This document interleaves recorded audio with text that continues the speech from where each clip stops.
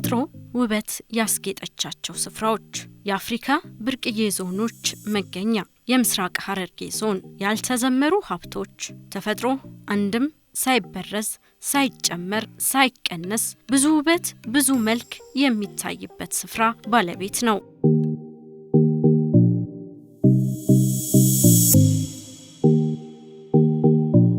በዚህ ስፍራ ከሚገኙ አስገራሚ ቦታዎች አንዱ የቁንዶዶ ተራራ ነው። ተራራው ከሌሎች አካባቢዎች የሚለየውና ሳቢ የሚያደርገው በውስጡ የያዛቸው ውብ ተፈጥሯዊ ነገሮች ናቸው። ተራራው ያደለው የተፈጥሮ አበቦች ቁልቁል ከሚወርደው ፏፏቴ ጋር ተዳምረው ሲያዩአቸው ዓይንንና ቀልብን ሰቅዘው ይዛሉ።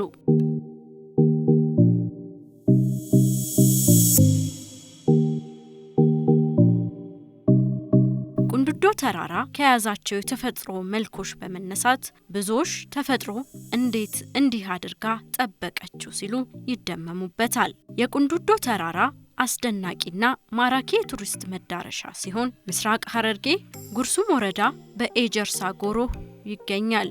በኦሮሚያ ክልልና በሶማሌ ክልል ድንበር የሚገኝ ረጅም አስደናቂ ተራራ እንደሆነም ብዙዎች ያምናሉ።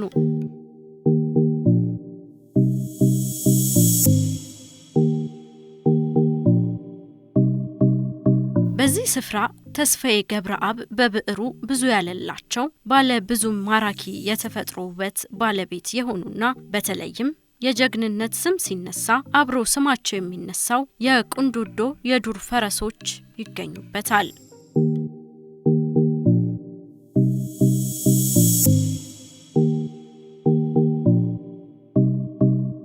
ፈረሶቹ ዝርያቸው የትም የለም። ከየት እንደመጡ እስከ ዛሬም ሚስጥር ነው። በጣም ግዙፍና ጋማቸው ካንገታቸው ወደ ታች ተንጠልጥሎ ያለ ግርማ ሞገስ ያላቸው እንስሳት ናቸው። በቁንዶዶ ተራራ መኖሪያቸውን ያደረጉት እነዚህ የዱር ፈረሶች ከ1945 ጀምሮ ይኖሩ የነበሩ ናቸው። በተለያዩ የጦርነት አውድ ተሳታፊ እንደነበሩም ይነገርላቸዋል።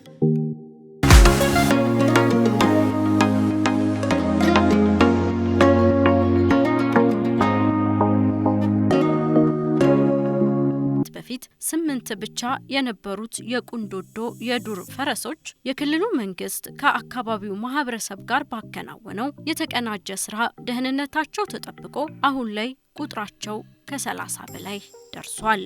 ኢዶ ኸናዲት የኸን በርባጭሶ ጋራ ቁንዶዶ ከሌሎች አካባቢዎች የሚለየው የውሃ ማማ ስለሆነ ነው። ለሰውም ለእንስሳትም ማራኪ ነው። የተለያዩ የእጽዋት ዝርያዎች ይገኙበታል። አዋፋትም አሉ። እነዚህ ፈረሶች ከ1945 በፊት ጀምሮ የነበሩ ዝርያዎች ናቸው። በዚህ አካባቢ በነበሩ የጦርነት ውሎች ሁሉ የተሳተፉ ፈረሶች ናቸው። ለዚህም ማስረጃ የሚሆነው ቅሪተ አካላት አሉ። እነዚህ ፈረሶች የጀግና ፈረሶች ናቸው። የዱር ፈረሶች ናቸው። የመጥፋት አደጋም ተጋርጦባቸው ነበር። ግን የዚህ አካባቢ ሰዎችና የክልሉ መንግስት ባደረገው ጥረት እንደገና መመለስ ችለዋል። እዚህ አካባቢ ያለው ሀብት የሁሉም ኢትዮጵያዊ ሀብት ነው። መጀመሪያ ዝርያው እንዳይጠፋ መንከባከብ አለብን። በዚህ ደግሞ ጠንክረን ከሰራን እንደ ሀገር የቱሪዝም ገቢ ሊያመጣ ይችላል። ካልሆነ ግን ዝርያቸው ሊጠፋ ስለሚችል ሀገሪቱ የምታገኘውን ገቢ ልታጣ ትችላለች።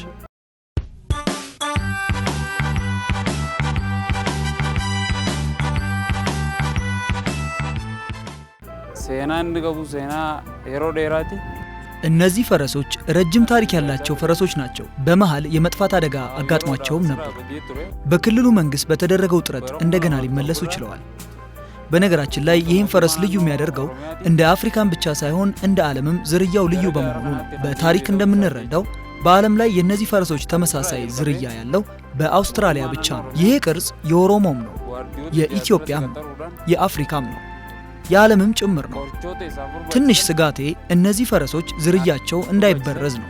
የቁንዶዶ የዱር ፈረሶች ለቱሪስት መዳረሻ እንዲሆኑ ቢደረግ ለቱሪስት መዳረሻነት አስፈላጊ የሆኑ ሁኔታዎች ሁሉ ማመቻቸት ቢቻል በየዓመቱ ሚሊዮን ዶላሮችን ለኢትዮጵያ የሚያስገኙ የጋማ ነዳጆች የተራራ ወርቆች ናቸው።